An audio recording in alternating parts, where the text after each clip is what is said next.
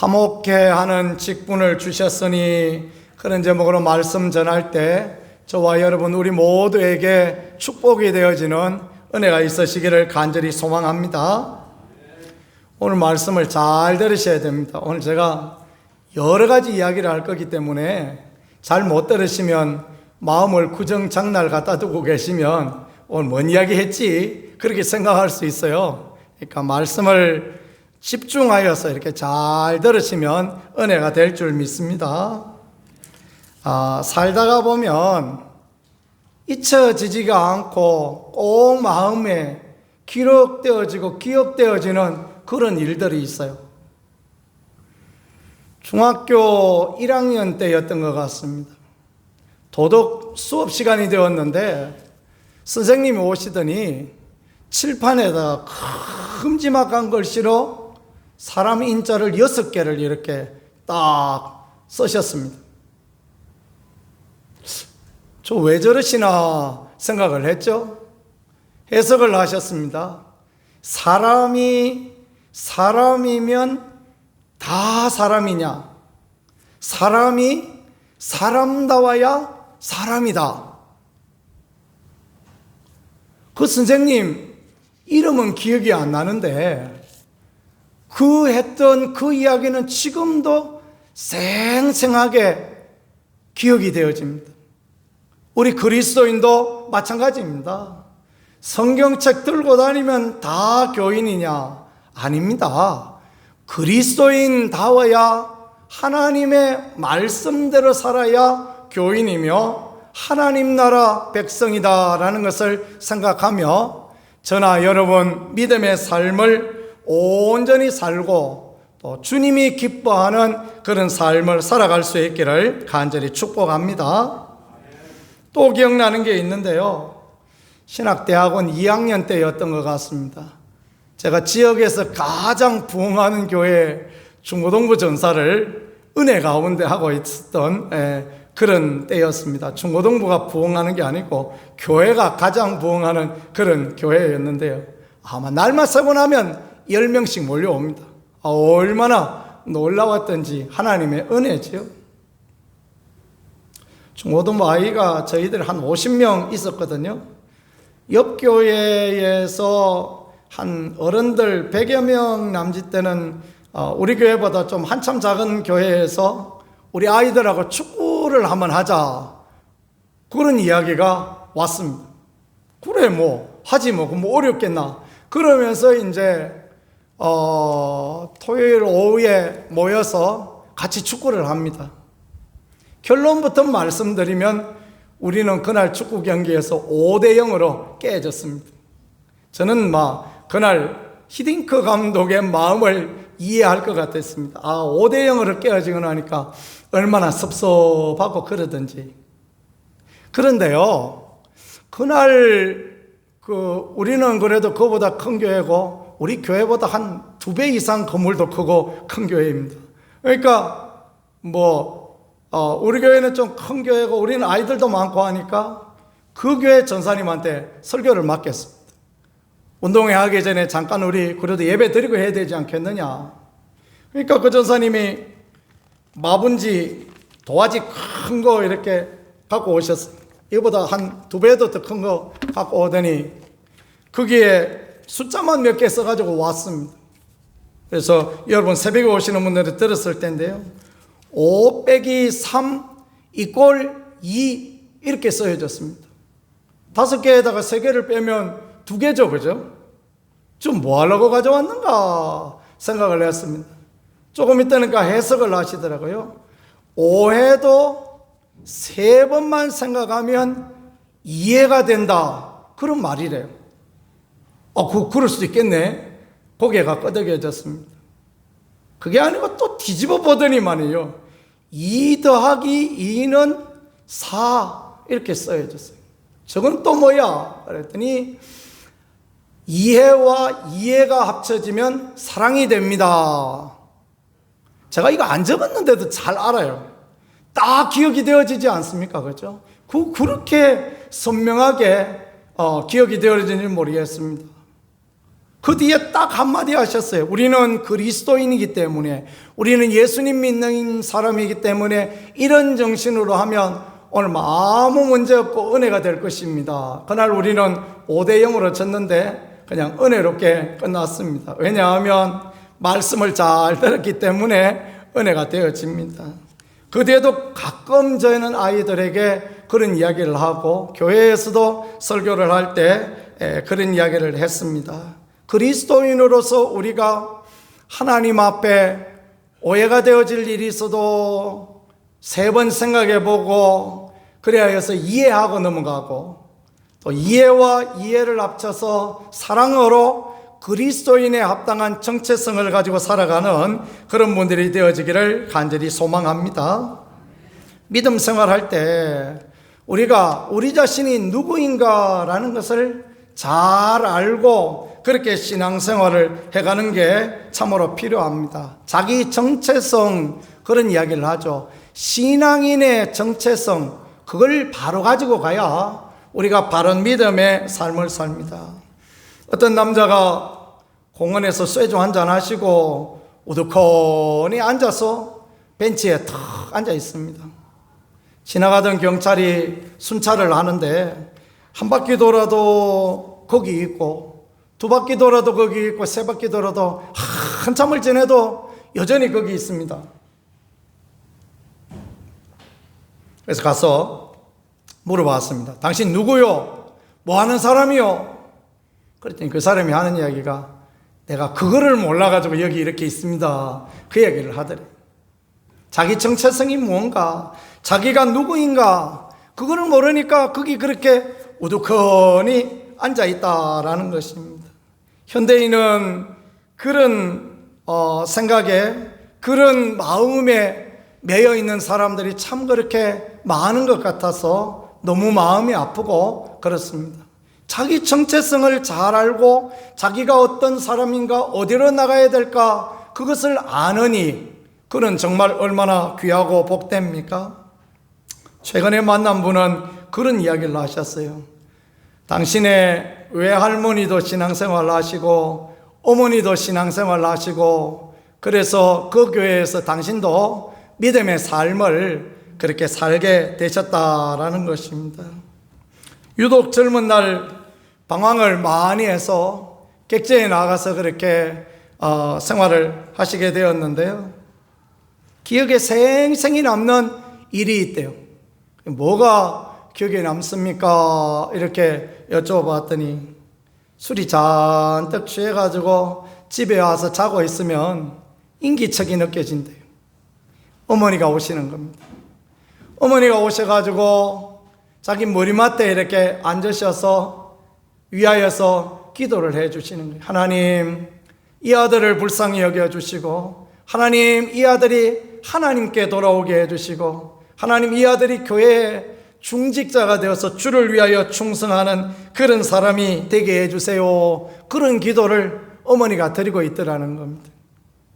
모른 채 자는 채 하고 그렇게 계셨지만 어머니의 그 기도는 잊혀질 수 없는 기도가 되어졌고, 세월이 되어서, 세월이 지나서 하나님께서 은혜 가운데 당신을 부르시고 교회의 중직자가 되어주셨는데, 그러고 보니까 그 어머니의 기도가 너무너무 생각나가지고, 내가 이제 교회의 중직자가 되어졌는데, 그래서 어디 가서 누구라 하고 만나서 쇠주 한잔 드시고 싶어도 참고 그러신다라는 이야기를 들었는데, 참 귀한 분이다라는 생각이 들더라고요. 그렇지요? 이럴 때 아멘 하시는 겁니다. 그럼요. 그렇습니다. 자기 정체성을 안다. 내가 누구냐? 내가 어떤 사람인가? 그걸 아는 게요, 너무너무 귀하고 소중한 것입니다. 목사는 내가 목사가 되었다는 것을 알고, 성도는 내가 성도이다라는 성도의 정체성을 가지고 있는 게 얼마나 귀합니까? 지난주에 새벽 예배 설교를 들었던 분은 들으셨을 텐데요, 제가 국회 인사청문회 하는 것을 잠깐 보았습니다.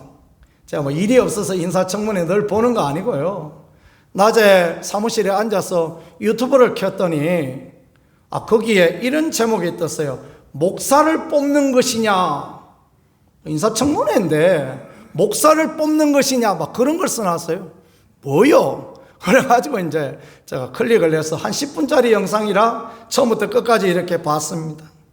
국가인권위원회 위원장 안창호, 이름도 안 잊어버립니다. 안창호 선생님하고 똑같아서 이름도 안 잊어버려요. 알고 보니까 대전 출신이시더라고요. 그리고 이분은 딱 봐도 교회 장로님이다 느낌이 딱 오는 그런 분이셨습니다. 이분 인사청문회를 하는데 야당 의원들이 정말 야비하리만큼 이분을 조롱하고 그러면서 막 질문을 하는데 얼마나 속이 상하고 그런지 모르겠습니다. 특별히 이분에 대해서 공격하는 게 뭐냐 하면 이분의 신앙관, 그러니까 창조론인가 진화론인가 동성애에 대하여서 어떤 생각을 가지고 있는가, 주로 막 그 이야기만 이렇게 줄기차게 이렇게 물고 늘어지더라고요. 잊혀지지 않는 한 이름이 있는데 천하람이라는 의원이 있더라고요. 찾아보니까 개혁신당이라는데 비례대표 의원이더라고요. 변호사도 하고 그랬던 사람입니다. 몰랐는데 나중에 보니까 그분이 목사 아들이래요. 그 순간 생각이 퍼뜩 들었습니다.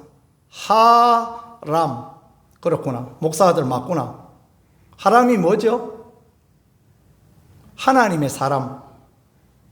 그럴 것 같죠? 저는 이제 목사니까 친구들 이렇게 아이들 이름 짓는 거 보니까 아들 낳은 사람 하람이라고 짓는 사람 많더라고요. 하나님의 사람, 누구를 말하느냐 하면 구약시대의 엘리사를 말하는 것입니다. 엘리사 같은 하나님의 사람이 되어라. 변호사였더라고요. 그러니까 사법고시 합격하고 공부를 잘했다는 거죠. 아버지 목사는 얼마나 허무했을까 그 생각을 해보았습니다. 자기 아들이 사법고시 합격하고 그리고 변호사가 되어지고 국회의원이 되어지고 얼마나 행복했을까. 그런데요, 그 사람이 하는 이야기를 듣고 깜짝 놀랐습니다. 안창호라는 인권위원장, 지금 인권위원장 임명장 받으셨더라고요. 인권위원장에게 이분이 물어봤습니다. 창조가 옳습니까? 진화가 옳습니까? 물어봤습니다. 안창호 인권위원장이 그런 이야기했습니다. 나는 창조가 옳다고 생각합니다. 나는 진화가 잘못되었다고 생각합니다. 그 이야기를 합니다. 창조가 옳고 진화가 잘못되었다는 것은 과학적인 이야기입니다. 왜 진화가 잘못되었냐 하면요, 찰스 다윈 진화론을 주장한 그 자신도 진화에 대해서 확정적인 이야기를 하지 못했습니다. 진화가 만일에 맞다면 인간하고 원숭이하고 중간태가 틀림없이 있어야 됩니다. 예를 들면 머리는 원숭이인데 몸, 팔, 다리 전부 다 사람같이 똑같이 이렇게 생긴 이런 존재가 있어야 되는데 그 어떤 화석에도 그 어떤 곳에도 원숭이가 진화되어서 사람이 되었다는 그런 이야기를 가능케 할 만한 이야기가 아무데도 없습니다. 단세포 생물이 다세포 생물이 될 수 있는 가능성은 10의 30성분의 1입니다. 그건 뭐냐면 11에 쓰고 동그라미를 30개 쓰는 겁니다. 그 줄 하나 끊고 분의 1. 그거는 한 사람이 벼락을 10,000번 맞아 죽을 확률보다도 떨어지는 확률이랍니다. 어떻게 그런 일이 있을 수 있습니까? 그런 일이 있을 수가 없는 것입니다. 그 다음 단계도 마찬가지입니다. 절대 원숭이는 사람이 될 수 없고 사람도 원숭이가 될 수 없습니다. 당연히 창조가 옳습니다. 목사들이 돼가지고 하는 이야기가 당신이 그 창조 이야기나 하면서 그런 비과학적인 이야기를 하면서 어떻게 인권위원장이 되겠냐 그 얘기를 하는데 자 옆에 있으면 뒤통수한테 때려부으면 좋겠다 그런 생각이 막 드는데 제가 과하죠? 아니 어떻게 목사들이 어떻게 그런 이야기를 할 수 있습니까? 하나님이 천지와 만물을 창조하셨다. 이거는 변할 수 없는 사실입니다. 그거는 과학도 그런 것이고 누가 생각해 봐도 그런 것이고, 뭐 그렇지 않고요. 그렇지 않고 우연히 되어졌다, 그 이야기는 우리 교회가 우연히 지어졌다, 그런 말하고 똑같은 것입니다. 어떻게 교회가 우연히 이렇게 건물이 설 수 있겠습니까? 그렇죠? 우리 믿음의 선배들이 피땀 흘려서 정말 힘들고 어려운 가운데 세웠으니까 교회가 세워진 거고 그런 거지. 어떻게 교회가 그냥 있을 수 있는 겁니까? 그냥 있을 수가 없는 건데 그런 이야기를 하는 것입니다. 100번 양보해서 진화론과 창조론은 학교에서 같이 가르쳐야 된다, 그 이야기를 하니까 야당 의원들이 전부 다 하는 이야기에 고개를 쩔레쩔레 흔들면서 이제 그런 사람은 절대 인권위원장이 되면 안 된다, 그런 이야기를 하는데 참 국회의원 뽑을 때도 사상 검증 잘 해보고 뽑아야 되겠다라는 그런 생각을 문득 그렇게 해보았습니다. 천하람 의원은 자신도 종교를 가진 사람이다, 그 얘기했습니다. 제가 고개를 끄덕끄덕 했습니다. 그래, 맞다. 네가 종교를 가진 사람이다. 신앙을 가진 사람이라면 어찌 그런 이야기를 할 수가 있는 겁니까? 그죠? 목사들이라면 그런 말을 했어도 안 되고, 그게 아버지 얼굴에 먹칠을 하는 거, 하나님 얼굴에 먹칠을 하는 거지. 그게 어떻게 있을 수 있는 이야기입니까? 종교를 가진 사람, 성경책 들고 아버지가 목사니까 왔다 갔다 하는 사람은 있을 수 있겠다 생각이 되어집니다. 우리가 진짜 하나님 앞에 어떤 정체성을 가지고 있는가, 우리가 하나님 앞에 어떤 사람인가라는 분명한 믿음을 가지고 살아가는 우리 모두가 되어질 수 있기를 예수님 이름으로 축복합니다. 서론이 좀 길지요? 본론이 짧습니다. 아무 걱정 안 하셔도 됩니다. 우리가 그리스도인으로서 정체성 어떤 것인가 오늘 말씀해 주고 있는데요. 첫 번째 생각해 볼 것이 이스라엘 백성이 가지고 있는 구약시대 사람들의 정체성이었습니다. 그것은 11절에 말씀하신 것처럼 우리는 주를 두려우심으로 알므로 그렇게 표현했습니다. 쉬운 성경에 우리는 하나님을 두려운 분으로 이해하고 있습니다, 그렇게 해석했습니다. 그래요. 그 옛날 사람들의 정체성은 하나님을 두려운 분으로 알고 있었다라는 것입니다. 예수님을 알기 전에 그들은 하나님을 두려운 분으로 알고 있었다. 맞습니다. 율법의 말씀에 보니까 하나님은 두려운 하나님이 맞습니다. 하나님을 두려워하지 않는 게 오히려 이상할 만큼 두려운 하나님입니다. 율법은 두 가지입니다. 하라와 하지 말라입니다. 율법은 그것의 완성입니다. 그러니까 1계명에서 4계명 보면 다른 신을 내게 두지 말라, 우상 숭배하지 말라, 하나님 이름을 망령되이 일컫지 말라 말씀하시고, 안식일을 기억하여 거룩하게 지켜라 하지 말라와 하라의 말씀이죠. 부모를 공경하라, 그렇게 말씀하시죠. 하나님의 뜻은 분명합니다. 그래서 신명기 28장에 그것을 지키는 사람들에게 들어가도 복을 받고 나가도 복을 받고 성읍에서도 복을 받고 떡반죽도 복을 받고 다 복을 받도록 하나님 그렇게 하십니다. 반면에 율법을 지키지 않는 사람들에게는 들어가도 저주가 받고 나가도 저주가 받고 그렇게 저주가 되어진다 말씀하시니 하나님이 두려우신 하나님이 맞는 거 아닙니까? 그죠? 성경도 읽어보면 하나님이 두려운 하나님이다라는 것을 우리가 이해할 수 있는 그런 부분이 되어집니다. 그런데 말입니다, 여러분. 말씀을 끝까지 잘 읽어봐야 됩니다. 구약만 읽어보면 하나님을 두려운 하나님이십니다. 그런데 신약을 읽어보면 하나님이 그런 하나님이 아니시다라는 것을 이해하게 되어집니다. 그러니까 우리가 말씀을 읽을 때 끝까지 잘 읽어봐야 됩니다.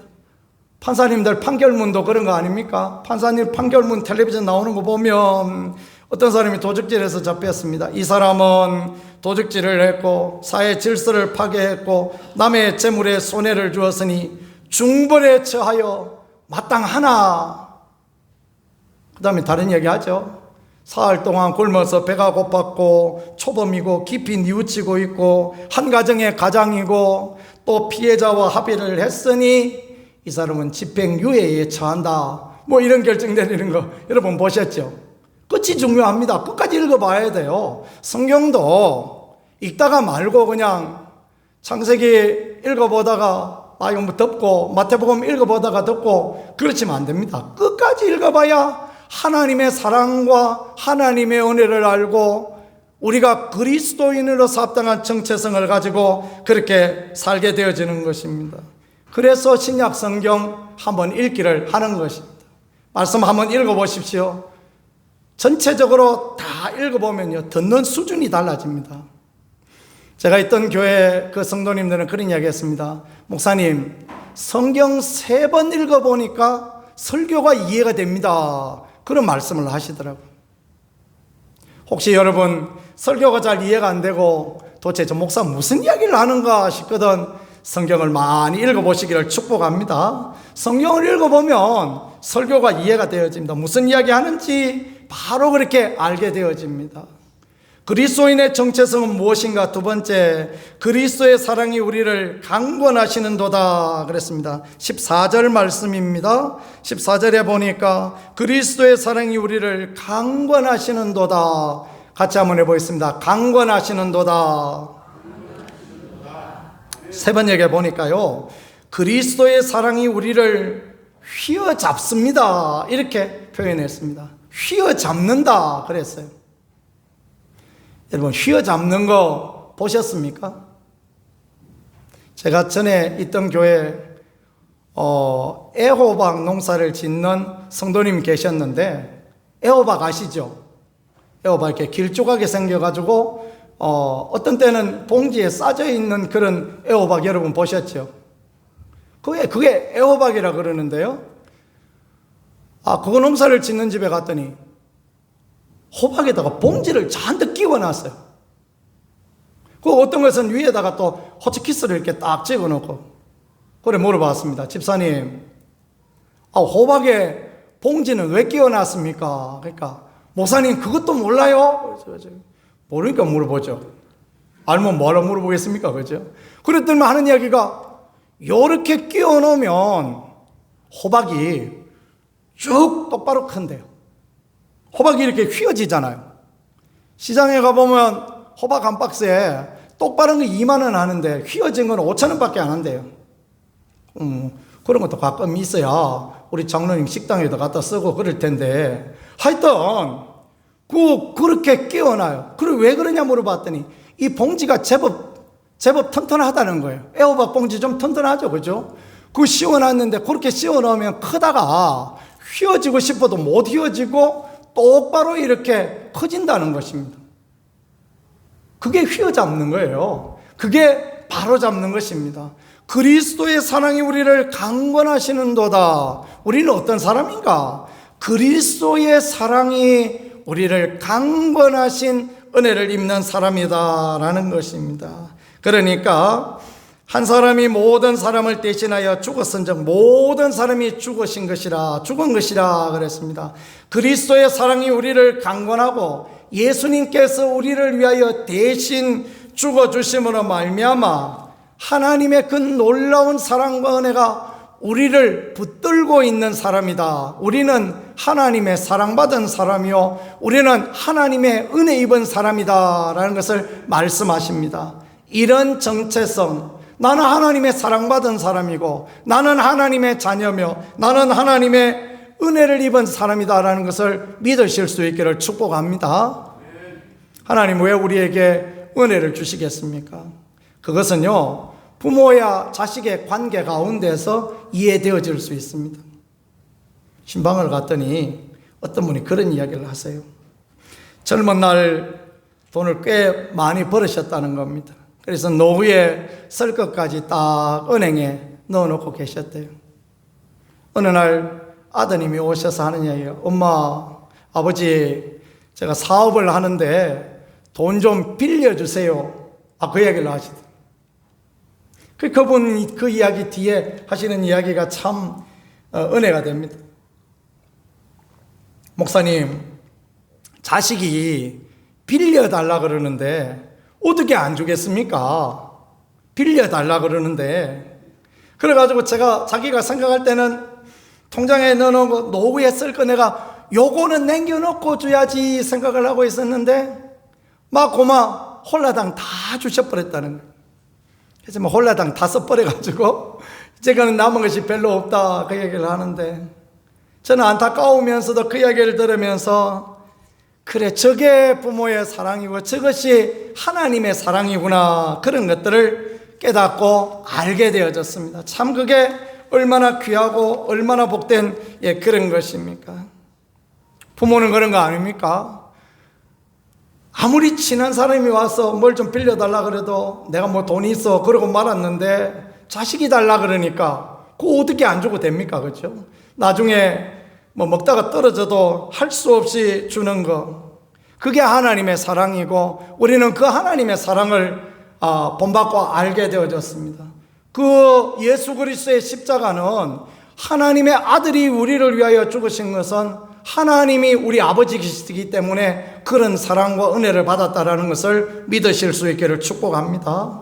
하나님이 우리 아버지가 아니시면 그게 있을 수가 없는 일 아닙니까? 누가 자기 아들을 죽는데 내어주시겠습니까? 우리도 하나님의 자녀고 예수님도 하나님의 자녀고 우리가 모든 사람들이 죄를 범했음에 하나님의 영광에 이르지 못하고 멸망과 사망의 길을 가니 하나님께서 당신의 아들을 죽이셨으라도 우리를 살리고자 하시는 놀라운 은혜 주신 게 십자가고 그게 하나님의 사랑인 것입니다. 이런 정체성을 우리가 갖고 있어야 됩니다. 우리가 어떤 사람입니까? 예수 그리스도의 십자가의 사랑의 크기만큼, 십자가의 사랑의 값어치만큼 우리는 귀한 분이다, 귀한 사람이다라는 것을 늘 마음에 믿고 그렇게 살아가는 우리 모두가 되어질 수 있기를 소망합니다. 남들이 보기에는 우리가 희쭈그리해 보이기도 하고 남들이 보기에는 우리가 보잘것없어 보이게 한다 할지라도 하나님의 사랑과 은혜 가운데 보면 우리는 너무너무 존경하고 너무너무 소중한 존재들이다라는 그런 정체성을 우리가 갖고 있어야 하는 것입니다. 그 다음에 정체성은 무엇이겠습니까? 그리스도의 죽으심으로 우리가 새 피조물이 되었다. 같이 해보겠습니다. 새 피조물이 되었습니다. 멸망의 길로 가던 사람이, 죄로 인하여 사망의 길로 지옥으로 가던 사람이 새 피조물이 되어서 하나님 나라로, 낙원으로, 영원한 천국으로 가는 그런 사람이 되었다라는 것을 하나님 우리에게 그렇게 말씀해 주시고 하나님이 우리에게 그렇게 가르쳐 주시는 것입니다. 새로운 기회를 받았어요. 기회 받을 때 기회를 꽉 붙잡아야 됩니다. 그 기회는 앞은 긴 머리 같고 뒤는 대머리 같다, 그렇게 표현하더라고요. 기회라는 게 그렇대요. 앞에 있을 때 잡아야 됩니다. 지나가 버리고 나면 잡을 수가 없어요. 어디 잡히는 데가 없는 게 기회인 것입니다. 히스기야 왕이 병들어 죽게 되었을 때 하나님 앞에 간절히 기도했습니다. 하나님께서 이사야를 통하여서 15년 생명을 연장시켜 주시는 기회를 주셨습니다.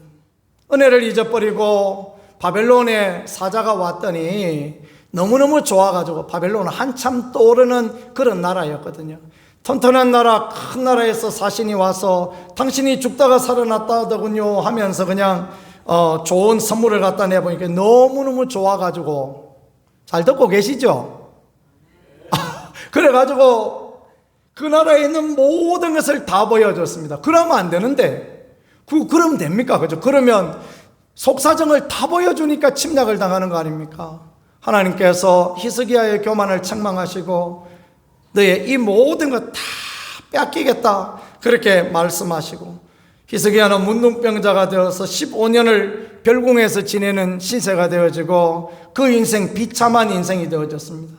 기회 주실 때, 하나님이 새 피조를 만들어 주실 때 믿음의 기회를 잘 붙들고 하나님의 자녀의 권세를 가지고 살아가야 됨을 믿으실 수 있기를 축복합니다. 그래서 어쨌다는 것입니까? 그래서 우리에게 하나님께서 화해의 직분을 주셨다. 화목케 하는 직분을 주셨다라고 그렇게 말씀하십니다. 하나님은 우리를 살리시고, 하나님은 우리를 하나님의 자녀 삼으시고, 그리고 우리에게 화해의 직분을 주셨다. 화목케 하는 직분을 주셨다. 무슨 말인가 하니까 하나님하고 사람하고 연결하는 가교가 되게 하셨다. 다리가 되게 하셨다. 우리는 그런 존재다라는 것을 그렇게 말씀하십니다. 그렇습니다. 우리는 하나님 앞에 그런 사람들입니다. 우리는 하나님 은혜로 구원받아서, 하나님의 사랑으로 구원받아서, 하나님의 은총을 입에서 하나님의 자녀 천국 백성이 되어지고, 그에 합당한 직분으로 우리는 화해의 직분을 받았다라고 그렇게 말씀하시니, 우리가 정말 화해의 직분을 받은 사람으로 합당하게 사람들을 그리스도께로 이끌어가고, 사람들 앞에 화해와 화평의 사람들이 되어지고, 그런 모습이 하나님 앞에 너무너무 귀하고 아름답다라는 것을 그렇게 말씀해 주시고 가르쳐 주고 있는 것입니다. 그렇습니다. 화평케 하는 자가 복이 있습니다. 하나님의 아들이라 일컬음을 받는 복이 되어지고, 하나님께 사람들을 이끌어갈 줄 아는 화목의 직책을 가지고 있는 그 사람이야말로 하나님 앞에 너무너무 귀하고 아름다운 사람인 것입니다. 왜 이런 말을 하겠습니까? 명절이 되어졌습니다. 우리는 많은 사람들을 만나게 되어질 것입니다.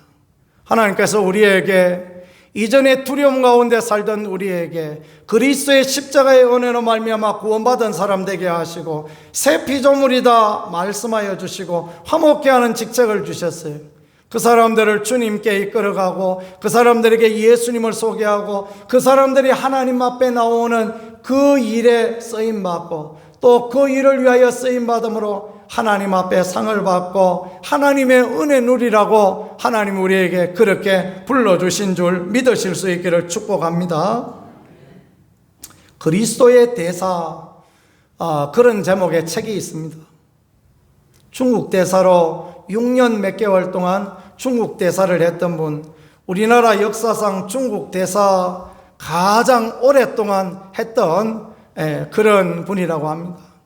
중국 사람들은 우리가 중국 사람 생각하는 것만큼이나 우리를 깜보고 그렇습니다.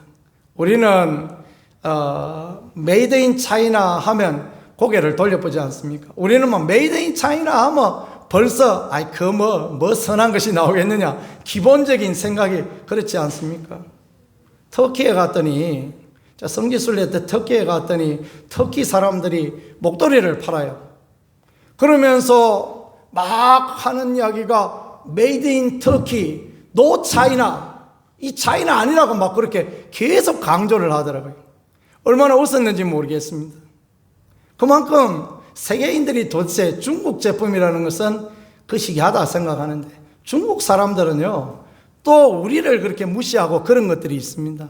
그래서 그냥 대사도 마음에 안 들면 6개월 지나고 나면 쫓아내버리고, 1년 지나고 나면 본국에 돌아가라고 추방해버리고, 우리나라 그 중국 대사들이 말은 안 해서 그렇지 서로 얼마나 받고 그렇게 지내는 부분들이 많았다고 합니다. 김하중 대사라는 분은 온누리교회 장로님인 걸로 제가 알고 있습니다. 장로님이신데 믿음이 좋은 장로님입니다.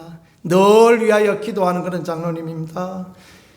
중국의 고위 관료들을 만나면 우리나라 대사로서 일도 하지만은 늘 하나님의 대사로서 자기는 먼저 일한다, 그렇게 이야기를 하셨습니다. 하나님이 자기에게 주신 마음을 노트에 딱 적어서 딱 꼼꼼하게 메모해서 그 사람에게 먼저 주고, 당신의 앞으로 이런 일에 대해서 하나님 말씀하시고, 당신의 문제, 삶에 이런 문제가 있다고 말씀하시고, 당신이 하나님을 믿으면 좋겠다, 항상 밑에 끝은 그거죠, 그죠? 그러면서 이분이 하나님의 대사로 중국 땅에서 대사를 하고 있었습니다.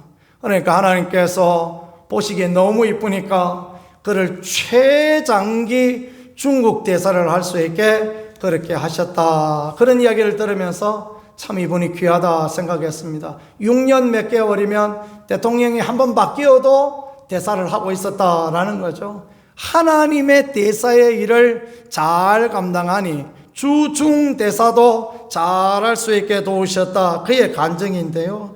우리가 그렇습니다. 이 명절에 하나님의 대사로 우리의 정체성을 가지고 화목해 하는 직책을 받은 사람의 합당한 그런 마음으로 우리가 가족을 대하고 우리가 이웃을 대하고 그러면 하나님이 우리에게도 그런 은혜, 축복으로 함께하여 주실 줄 믿으실 수 있기를 축복합니다.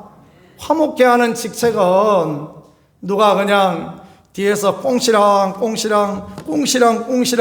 그런 이야기 하면 그런 거 따라가는 사람이 화목해 하는 직책이 아닙니다. 그거는 망하게 하는 직책입니다.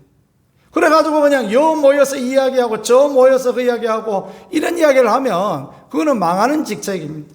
누가 그냥 꽁시랑 하거든 그 말을 맞고 그 사람 그거보다 더 좋은 부분도 많다 그렇게 막아가고 누가 어떤 칭찬을 하거든 맞다 그 사람은 그렇게 참 귀한 분이다 그렇게 이야기하고 그래서 좋은 분위기 만들어 화목하게 만들어가고 그래야 우리가 화목해 하는 직책을 하는 거 아닙니까? 중간에 이간질하는 직책을 감당하면 어떻게 되겠습니까? 그거는 마귀나 하는 일이죠. 그죠? 마귀는 참소하는 자다. 그렇게 말씀했는데, 마귀는 이간질하는 자입니다. 우리가 하나님의 자녀인데, 왜 마귀 편에 서겠습니까? 그죠? 마귀 편에 서면 안 되는 것입니다. 그래서 여러분, 명절에 모여서 꽁시랑 하거든. 저 또 마귀 편이구나. 이렇게 생각하시면 되겠습니다. 믿음의 우리가 신앙생활을 하는데 언제나 우리의 정체성을 제대로 알아야 됩니다. 그리고 온전한 믿음을 살아가야 됩니다. 그럴 때 하나님 우리에게 복 주시고 그럴 때 하나님 우리에게 은혜 주시고 함께하여 주시는 줄 믿으시기를 축복합니다. 저는 우리의 가정들 가운데 그 악한 영향력들이 끊어지기를 늘 기도하고 있습니다. 우리의 교회 가운데 그런 악한 부정적인 영향이 끊어지기를 하나님 앞에 기도하고 있습니다. 우리 사회 가운데 참 국회 청문회 하는 것처럼 그런 못된 문화가 끊어지기를 하나님 앞에 기도하고 있습니다. 우리가 그런 기도를 하나님 앞에 올려드리고 우리가 그리스도의 대사로서 합당히 그렇게 서야 되지 않겠습니까? 여당 의원이나 야당 의원이나 예수님을 믿는 사람이나 안 믿는 사람이나 똑같이 그렇게 악하고 빈정거리는 말들이나 하고 그런 모습은 이전에도 많이 보았고 요즘도 많이 보고 있습니다.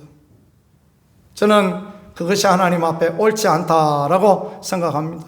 이 사람이 과연 인권위원장으로 제대로 일할 사람인가? 이 사람이 노동부 장관으로 법무부 장관으로 잘할 사람인가? 그런 것을 집중적으로 파헤쳐보고 대통령도 요즘 당신 마음대로 그냥 야당에서 뭐라 그러나 말거나 맨날 갖다 그냥 임명장 찍어주고 그런 식으로 하지 마시고 야당 이야기도 좀 들어보고 그래가 협치도 좀 하고 그래야 되지 않겠습니까? 그죠? 그래서 이 나라가 하나님 앞에 공의롭고 하나님 앞에 올바르고 그런 나라로 가야 되지. 마이웨이 그냥 모르세 나는 내 길로만 간다. 그건 좀 어려운 부분이죠. 그죠? 그 맨날 그냥 브레이크 거는 사람이나 나는 내 길을 간다만 나라 그러고 가는 사람이나 똑같습니다. 그래서 결론은 무엇이겠습니까? 나라 민족을 위하여 기도해야 된다. 그게 결론인 것입니다. 우리는 화목해 하는 직책을 가진 사람입니다. 그리스도인은 좌로나 우로나 치우쳐야 될 사람이 아니고 화목해 하는 직분을 가져야 되는 사람임을 믿고 가는 것, 이게 하나님 앞에 귀하다라는 것을 생각하며 이번 명절에도 화목해 하는 직책을 잘 감당하고 사람들을 예수님께 이끌어가는 귀한 일을 감당하고 가정이 화목해 하는데 일익을 잘 감당하는 우리 모두가 되어질 수 있기를 우리 주 예수 그리스도 이름으로 간절히 축복합니다. 기도 올리겠습니다. 하나님 우리 아버지 감사합니다. 하나님은 두려운 하나님으로만 알았는데 예수 그리스도의 죽으심과 사랑으로 우리에게 새로운 피조물 되게 하시고 우리를 새로운 사람으로 정체성을 가지고 살게 하심을 감사드립니다. 하나님의 대사로 하나님의 일꾼으로 살아가기 합당한 우리 모두가 되게 하시고 주를 기쁘시게 하는 그 자리에서는 우리 모두가 되어질 수 있게 은혜 가운데 이끌어 주시고 함께하여 주옵소서. 주님이 언제나 불쌍히 여겨주시고 주님이 언제나 놀라운 도우심과 은총 가운데 붙들어 주실 줄 믿습니다. 예수님 귀하신 이름으로 감사하며 기도했습니다. 아멘.